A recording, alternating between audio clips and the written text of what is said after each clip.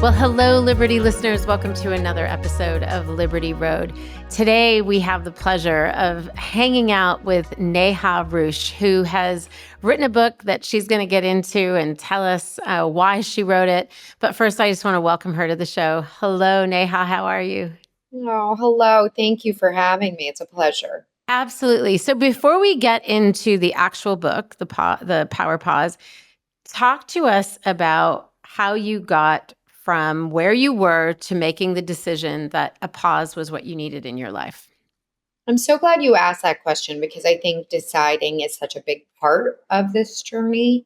I had, attached like so many of us do, so much of my worth and my identity to my career. I had grown up outside of Boston. I had immigrated from India. And, I had sort of a jumbled couple of years, like trying to fit in while there. So when I left college, I was so excited to find my footing in my career. I loved it. I started at a small social media agency and ended up finding my way to a bigger firm and really climbing the ranks. I got lucky in terms of timing. It was when like Twitter was just being born and I had made social media my thing. So I got to places where, 25-year-olds or 26-year-olds shouldn't be. And then I was ready for something else. So I ended up actually going to business school at Stanford. I found that place to be such a beautiful environment to sort of have and explore non-traditional thinking. It was the only business school I applied to. And I really was thinking of it as like a train stop to surround myself with smart people and figure out what came next, which is only relevant because now I talk about that as what motherhood gave me. But in between, I landed what I thought on paper was my dream job. I was running brand at a tech company in New York. And then I had my first son. And I was rocking in our white rocking chair, which is like obviously not so white anymore 9 years later.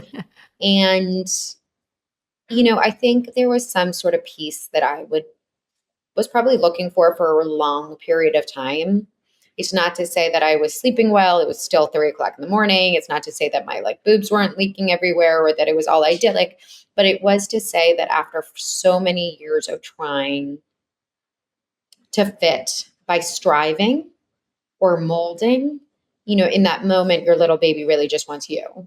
And that felt very freeing to me. Initially, for financial reasons and just to sort of get comfortable, I initially downshifted. So at about 5 months, I downshifted into a part-time role at another startup. And even in that downshift, I was sort of gobsmacked by so many women's judgments, and not just women, men too, just judgments about that decision, right? There were questions like, what are you going to do all day? Are you going to be bored? Are you giving up? Um, the worst one, like, did you take a spot at business school if this is what you were going to do with it?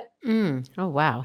And then meanwhile, I really did feel like I was growing when I was with him. I just felt like, oh, I was sort of playing in a different way. I felt like a new version. It wasn't my, and we all talk about sort of losing ourselves, but I really was not only wanting that time with him, but wanting to explore that other side. And so I did eventually pause, and I can sort of, you and I will get into how sort of holding that stigma against my experience led to obviously this work.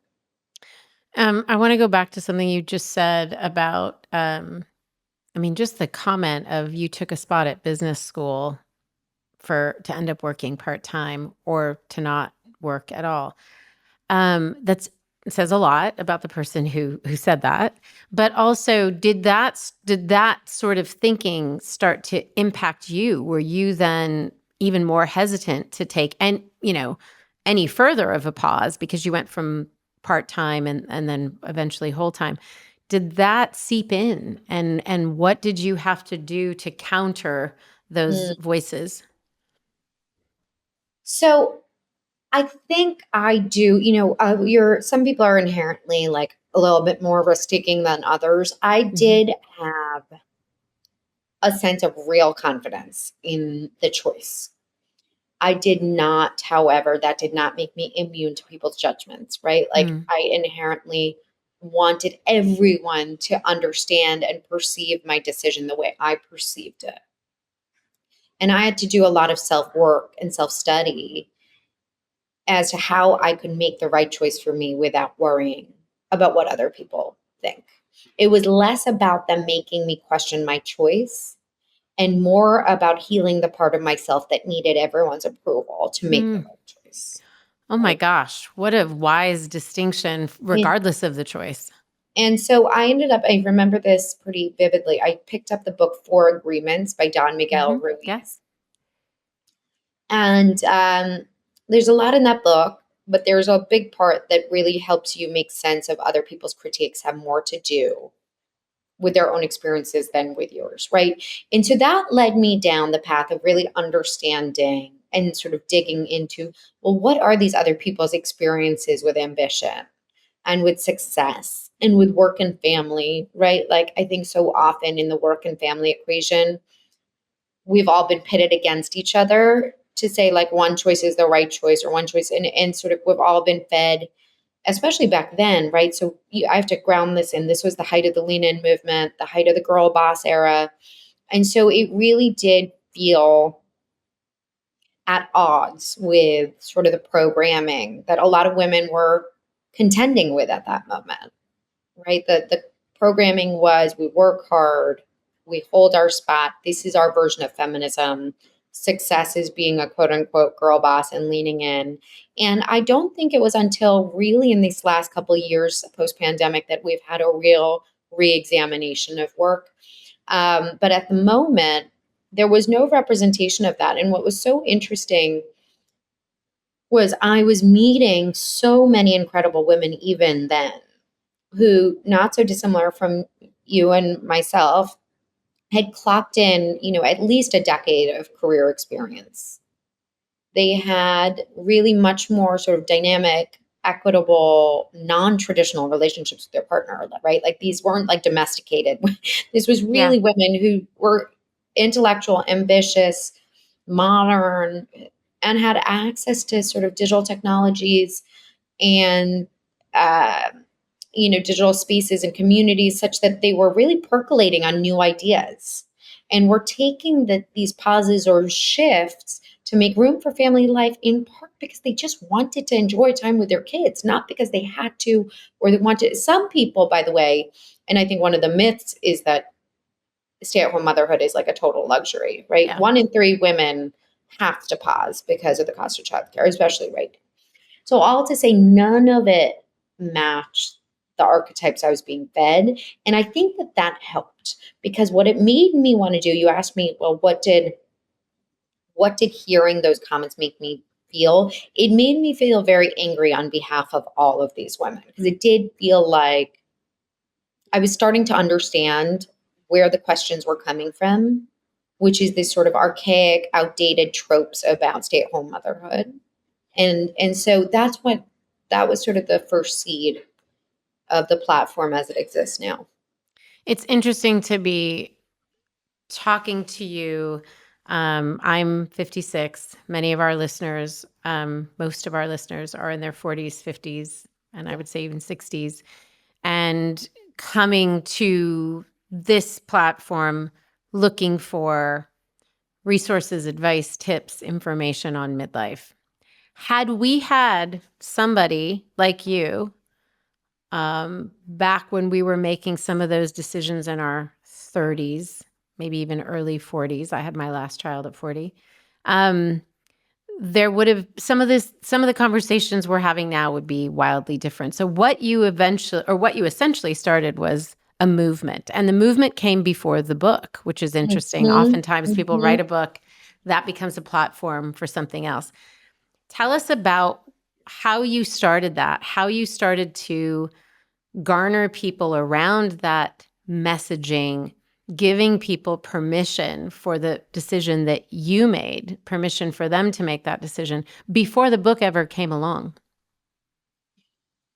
So it's so interesting because I think in our culture we glorify overnight successes, right? And we Mm-hmm. don't see that this book and sort of the surrounding press and the following and the exciting moment, really by the time the book will come out, it will have been uh, uh, 8 years from the day I sent a email blast to 500 of my contacts, personal and professional.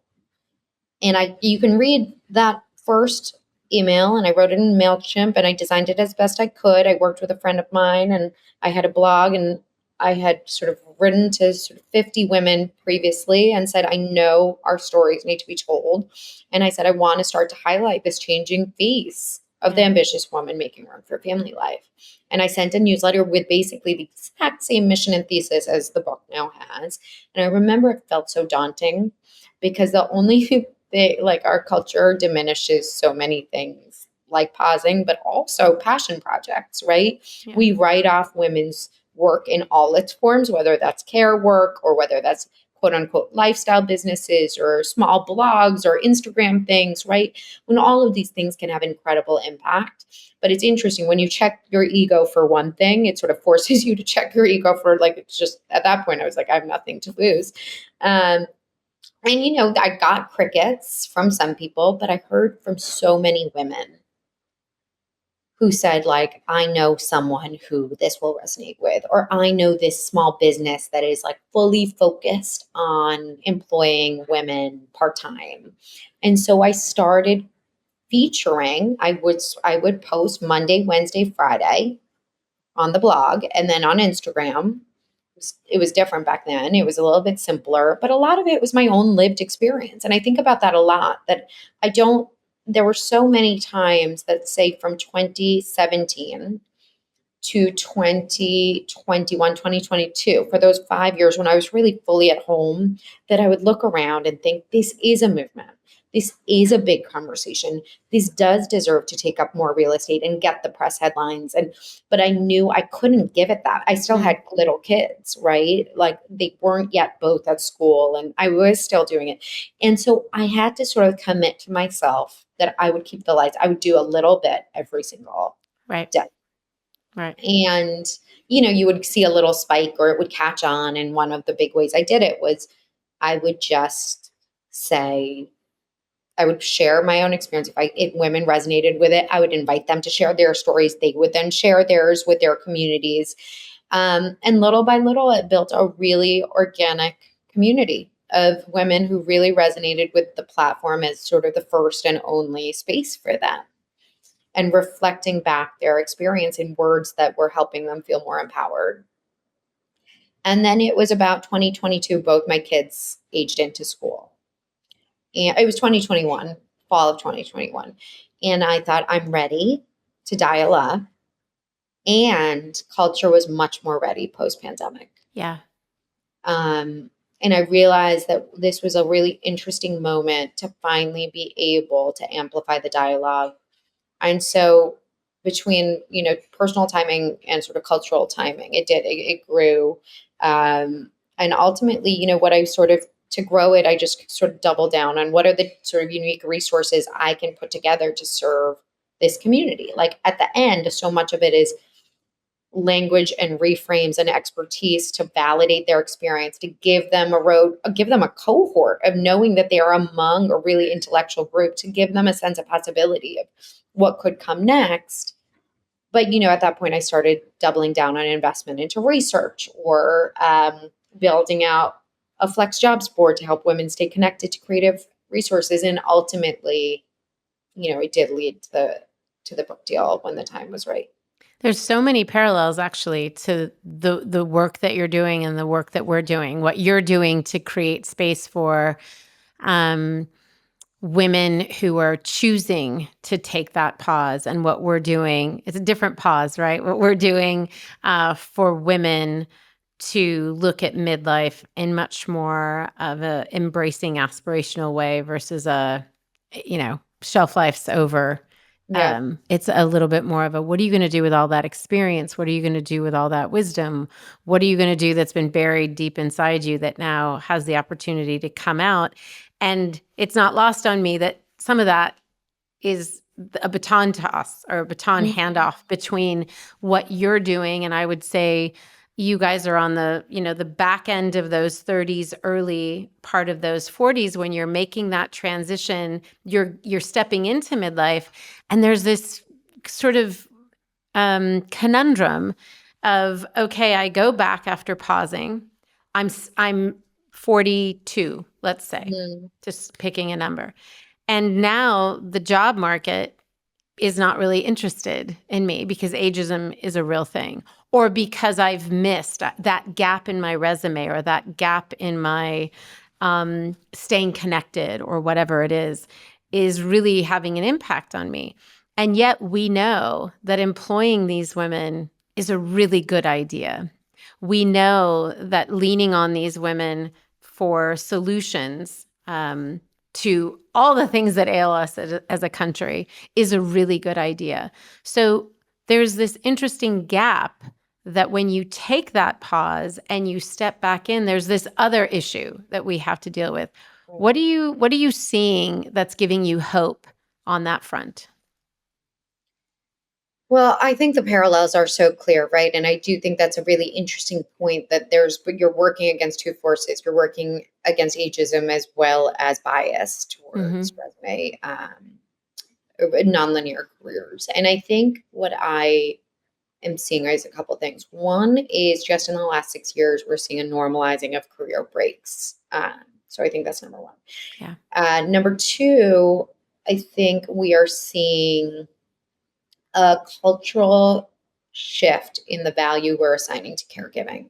Now, I think it might be in our own echo chambers, but I think our echo chambers are getting louder, right? Like we're watching in the presidential debates, caregiving take up more real estate and space Yeah. in on the docket.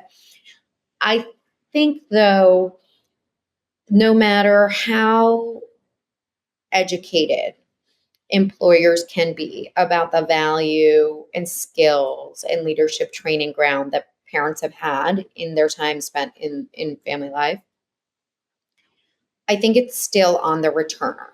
And so that's where I would say what I'm also seeing, and in part because of our work, but in part because of so many different great organizations, we're seeing a lot more resource for women to be able to own their stories with confidence, right? Mm. So the vernacular, even around resume, giving women just that tiny shift that it's less about your resume and more about your portfolio of experience, right?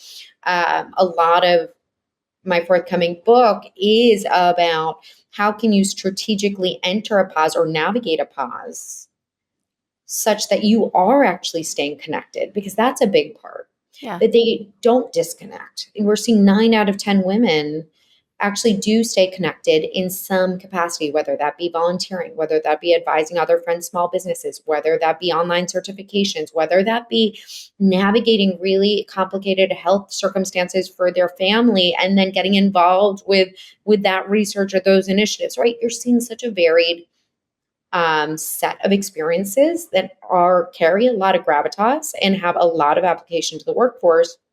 And what we want to empower women to do is to know that this stage of life that they're thinking they're making room for family life, you're also making room for yourself to grow Yeah. and explore. And all of those experiences that may not have historically fit on a sort of linear traditional career path, there are ways to package that and they deserve space within your career story. So how can we do a couple things? How can we audit the sort of non-traditional experiences you're already undertaking, right? I have these incredible examples of women who sort of spent 15 years at home and then volunteered aggressively at their kids' schools for the last 2 years Mm-hmm. just to build up their exposure to what their interests and hobbies were. Ended up loving event marketing, ended up interning at an event marketing firm and going back, right?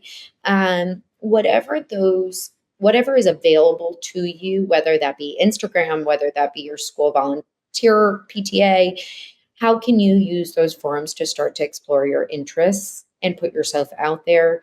But I think the biggest shift is really that if we can have these conversations out loud, we empower women to think about their career stories differently and to shine a light on how they have grown in phrases and terminology and with a gravitas that employers do respect more.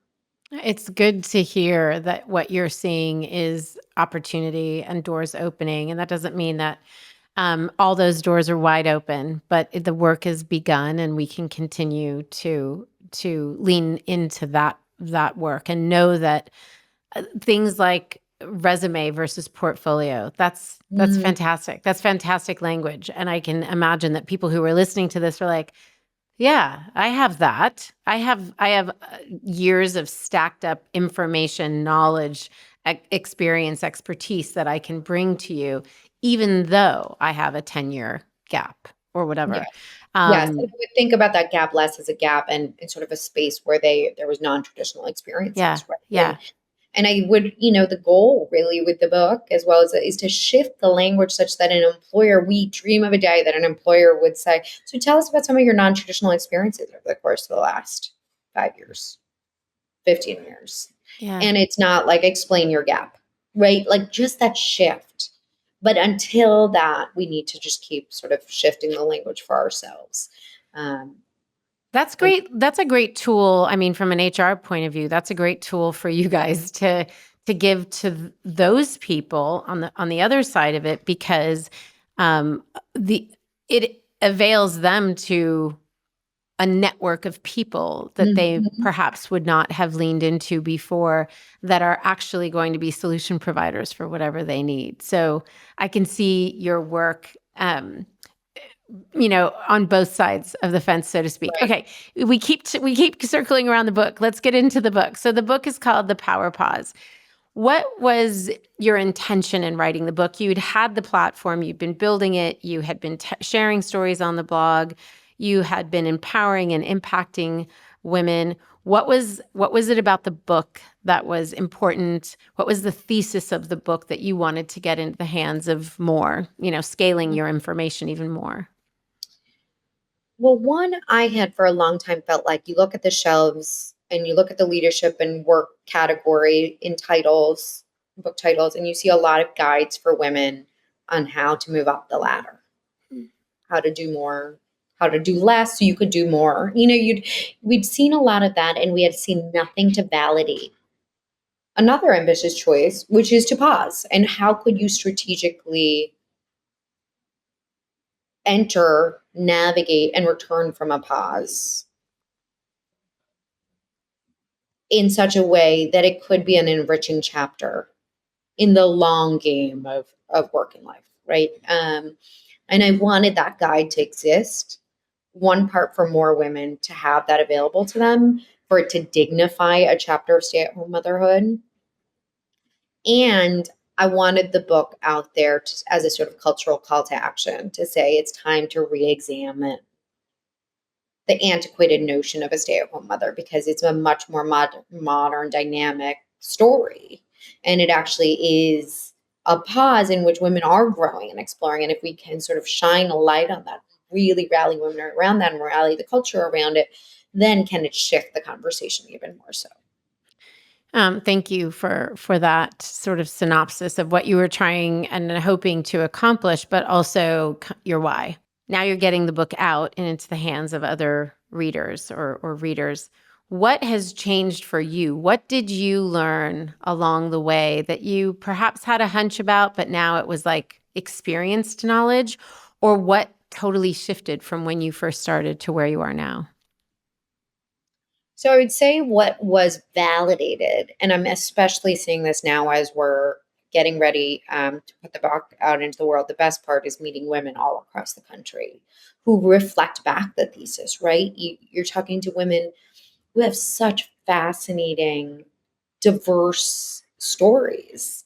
Um, from a woman who was an aeronautical engineer who took a 10-year career break and is now similar as you describe. Her children are sort of aging into college and she's thinking about her next step. And when you get her talking about what she's been doing, that experience didn't just disappear. It was there. She held her own at NASA and Yeah. then moved to Texas.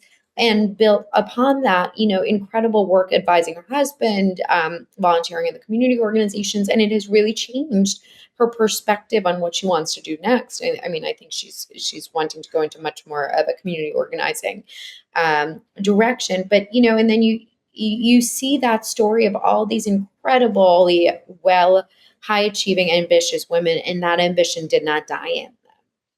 And there's a great joy that you hear from all of them of that time in this sort of chapter of their life with their children. And there is this feeling, this sort of shared feeling of it just not having held as much status Mm. in the world. And I think that concept that women who have built these incredible careers, who have made bold decisions to shift, was deeply validated, that these women exist, that these women want a cultural shift in the narrative. I think the part that was challenging, and I experienced it myself, is this idea that we have all sort of universally have a block around help. And it didn't matter whether women were well resourced or not well resourced financially. Universally, when women stepped into a chapter of stay-at-home motherhood or career downshift, there's this feeling of like, well, now that I'm not working for as much pay or no pay, I don't deserve help. Yeah. When we see it in the research, right? We commissioned a survey called the American Mothers Unpaused survey, which was on par with the U.S. Census data, reflective of the American population. And there were 30% of women who had never had any help, including family assistance. So, which means Yeah. they were parenting 24/7 without breaks, right? And that is wild. We would never expect anyone to do a job like that No. 24/7. And so that's sort of it's the thing that I think a lot about why we prevent ourselves from enjoying it. And I think it's because we have such a flawed relationship to productivity in this culture, right?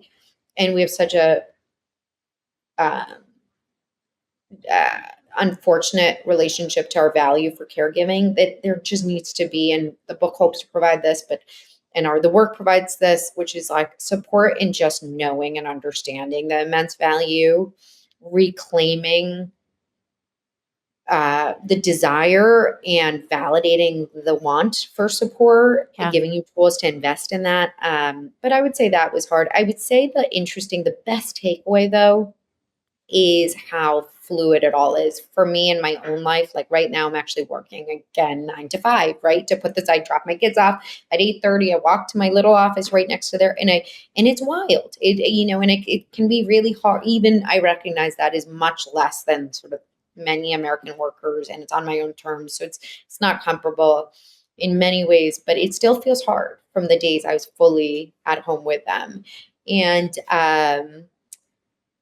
and the thing I keep repeating to myself is it's for right now.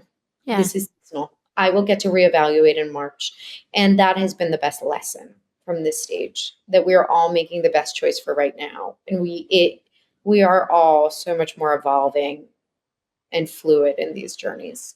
Yeah, I think as technology goes, so goes our way of looking at our own evolution, because more opportunities are provided to us, more support can be provided to us. It's interesting to see everything else happening so quickly. And instead of saying, "Oh my gosh, it's all happening so quickly, I'm getting lost in it," it's happening so quickly and I can actually benefit from some of it.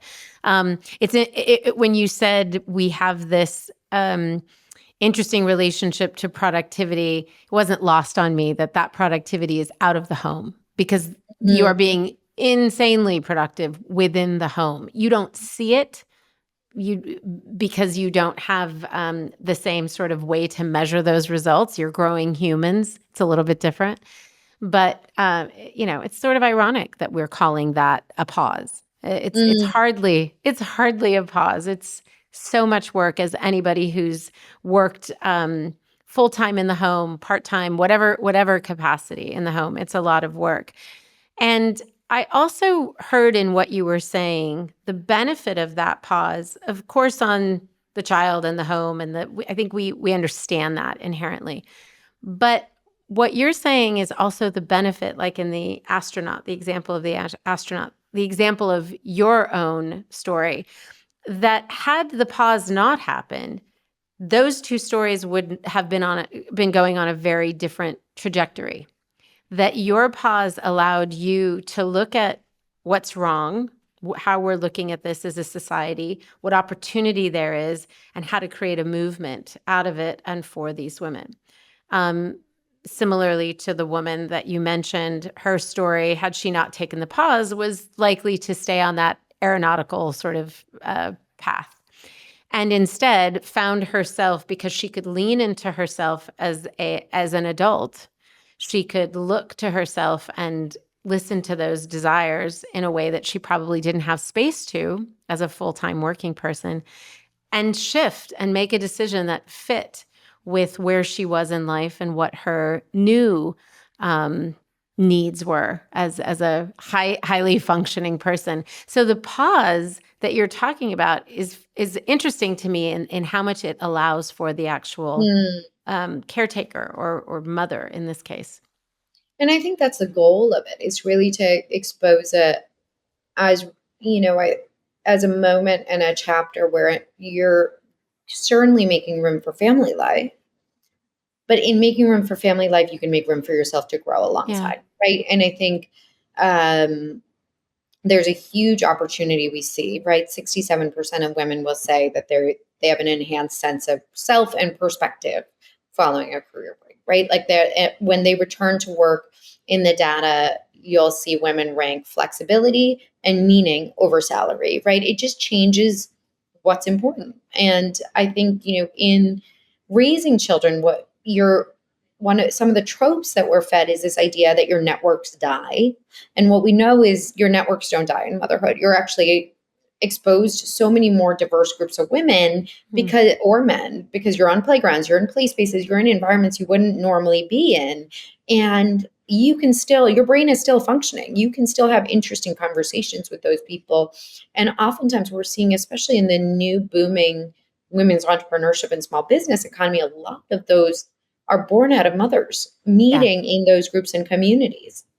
And so that's a really interesting piece. I think the other side is that with the digital technology available to us, right? Like, let's take Instagram for all the flack we give it. The idea that you can sort of scroll and audit that, oh, well, interior design used to be this thing I really loved in my 20s.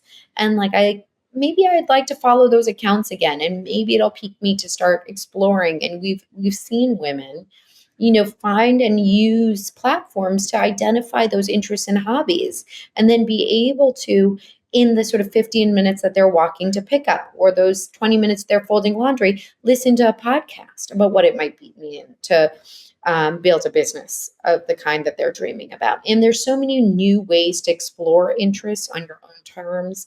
And I think when you're sort of not in the confines of the office and the sort of path that you thought you were on, it does open you up to new possibility. And many will go back to the careers that they were in, but potentially with a heightened perspective, certainly new leadership skills, right? We know how much women are growing in empathy and communication and creativity and problem solving, time management. But also, we see a lot of women explore new directions in no small part because they were able to use their time away from the traditional workforce to not just discover new interests or discover new people, but discover more about who they are when they Yeah. don't have a job title that sort of sums up what they are. Yeah. As you travel, which will be part of the book tour, and you hear stories of what you just mentioned from new readers, what do you imagine to be kind of the highest compliment back to you of people to say this book really fill in the blank? I get a lot via Instagram. The wonderful, beautiful thing is I've gotten to share words with so many women through the course of Mother Untitled. And the thing that has kept me going is the messages. And I would say the highest compliment I get is women saying they feel more confident walking through the world in the stage of life they're in, right? Yeah. Because whether or not you're working out of the home or in the home or existing in between, we all deserve to feel confident. And that Absolutely. confidence lets them be able to feel financially empowered in their relationship with their partner. It lets them be able to still participate in LinkedIn and stay connected to their network. It lets them set goals of their own instead of like making their children's behavior a metric of success, or um, invest in a little bit of childcare to be able to explore. And ultimately, it gives them the confidence to sort of explore the things that might lead them back to work of meaning ultimately outside of Yeah. the home. I'm looking forward to you hearing more of those stories and getting more of those compliments. And you mentioned Mother Untitled, and I just want to say that is both your platform name and your Instagram, correct? Yes. Okay, Yes. so we'll make sure that that's all in the show notes so people know. The book is Thepowerpause, but Mother Untitled is the name of the platform. And I have to ask you, in writing this book and building this platform, you are liberating so many women to walk with confidence, to consider what's next, to make the decision to take that pause. What is it about this work that is liberating to you? What a beautiful question. I think it is that our journeys are fluid. I think that we are, as women, so much more alike than we are different. In the research, we found that 1 in 3 women in the next 2 years are considering a pause. 1 in 2 are considering a downshift. 90% of women aim to return to the workforce. So we really are just ever shifting. And I think that feels very liberating. I think that piece that we can make the right choices for right now, that we deserve support, that it is a long game, and that there will be thoughtful pauses and interval sprints. It takes the burden off of it. So you can just enjoy what it is. Yeah. And, I think I've learned a lot from the women I've gotten to interview about the support, the benefit of getting as much support, and showing our children what a supported, whole, and healthy mother looks like. And I had my own sort of hangups around it. I was not so dissimilar from the women, and that was sort of the biggest block I had. And so to be able to feel like I deserve that is a really, in all my forms of work, I think this is a really special thing. Well, thank you for the work that you're doing. Thank you for spending time sharing that work with us on the podcast. It's lovely to meet you and to hear about the work that you're doing and to know that it's going to impact and empower a generation of women that when they get to Mhm. our space in life will have different decisions they can make because different doors will be open to them. So I appreciate that, Neha. Thank you. Thank you for saying that. I do believe that when our daughters grow up, they won't sort of understand or know what stay at home and working mother mean, right? Like they'll just know Yeah. they've made the best choices for right then, and they'll have more possibility. Yeah. Amen. Amen to that. And thank you, Liberty listeners, for hanging out with us. We are going to have all that Neha mentioned, her book and her platform in the show notes. Thank you guys for listening, and we'll talk to you next week. Bye for now.